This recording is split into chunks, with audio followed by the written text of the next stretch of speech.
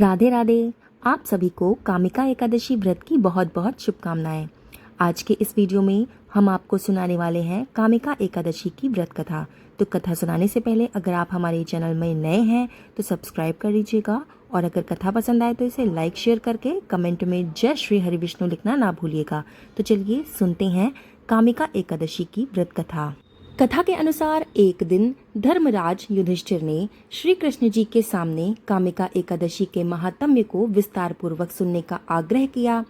धर्मराज युधिष्ठिर ने श्री कृष्ण जी से कहा कि हे प्रभु, मैंने आषाढ़ मास की शुक्ल पक्ष की एकादशी यानी देवशयनी एकादशी का महात्म्य आपसे सुन लिया है। अब आप कृपा करके मुझे सावन मास के कृष्ण पक्ष में आने वाली कामिका एकादशी की कथा सविस्तार पूर्वक सुनाएं। युधिष्ठिर का इस तरह से आग्रह सुनकर भगवान कृष्ण बोले कि एक बार इस एकादशी की पावन कथा को भीष्म पितामह ने लोक हित के लिए नारद जी से कहा था। नारद जी ने कहा कि हे पितामह, आज मेरी श्रावण मास के कृष्ण पक्ष की एकादशी की कथा सुनने की इच्छा है, अतः आप इस एकादशी के व्रत का कथा तथा विधान सहित इसे मुझे सुनाएं। नारद जी की इच्छा को सुनकर भीष्म पितामह ने कहा कि हे नारद जी, आपका प्रस्ताव अत्यंत सुंदर है, इसलिए मैं आपको ये कथा सुनाता हूँ। ध्यान पूर्वक इसका श्रवण कीजिए। श्रावण मास के कृष्ण पक्ष की एकादशी का नाम कामिका एकादशी है। कामिका एकादशी के उपवास में शंख, चक्र, गदाधारी भगवान विष्णु का पूजन किया जाता है।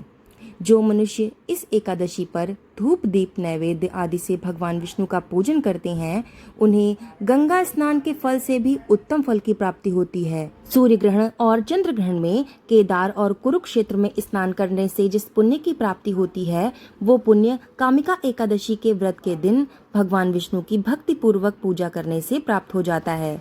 भगवान विष्णु की श्रावण मास में भक्ति पूर्वक पूजा करने का फल समुद्र और वन सहित पृथ्वी दान करने के फल से भी ज्यादा होता है।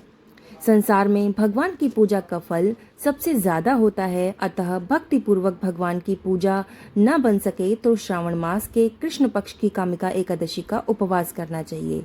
आभूषणों युक्त बछड़ा सहित गौदान करने से जो फल प्राप्त होता है, वो फल कामिका एकादशी के उपवास से मिल जाता है। इस व्रत को करने से तथा श्री हरि की पूजा करने से गंधर्वों एवं नागों सहित सभी देवी देवताओं की पूजा हो जाती है। ये व्रत मनुष्यों के पितरों के पापों को धो देता है। इस व्रत के प्रभाव से स्वर्ग की प्राप्ति होती है तथा उसके पितर भी स्वर्ग में अमृत पान करते हैं। संसार सागर तथा पापों में फंसे हुए मनुष्यों को इससे मुक्ति के लिए कामिका एकादशी का व्रत करना चाहिए। कामिका एकादशी के उपवास से सभी के पाप नष्ट हो जाते हैं। जो मनुष्य इस दिन तुलसी दल से भक्ति पूर्वक भगवान विष्णु का पूजन करते हैं, वे इस संसार सागर में रहते हुए भी इस प्रकार अलग रहते हैं जिस प्रकार कमल पुष्प जल में रहता हुआ भी जल से अलग रहता है। जो मनुष्य प्रभु का तुलसी दल से पूजन करते हैं, उनके सभी पाप नष्ट हो जाते हैं। हे नारद जी, मैं भगवान की अत्यधिक प्रिय श्री तुलसी जी को प्रणाम करता हूँ। तुलसी जी के दर्शन मात्र से मनुष्य के सभी पाप नष्ट हो जाते हैं और शरीर के स्पर्श मात्र से मनुष्य पवित्र हो जाता है। यहाँ पर कामिका एकादशी व्रत की कथा समाप्त हुई। बोलो श्री हरि विष्णु की जय, माता लक्ष्मी की जय, माँ तुलसी की जय।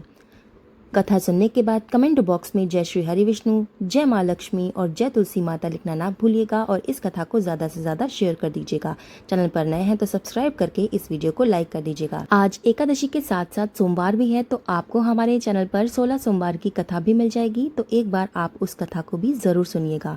तो मिलते हैं ऐसी ही सुंदर कथा के साथ, तब तक के लिए धन्यवाद।